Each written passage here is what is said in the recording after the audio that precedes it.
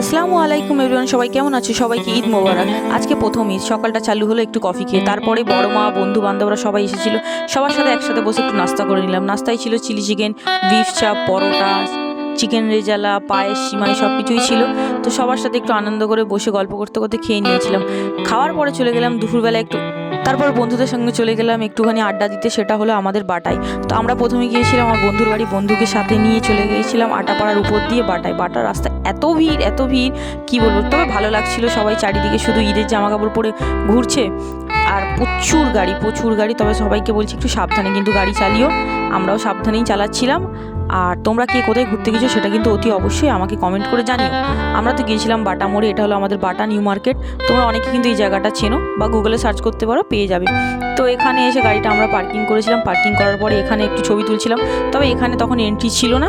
যাই হোক, এই ভিডিওটা এই পর্যন্ত। দেখা হচ্ছে নেক্সট ভিডিওতে। টাটা।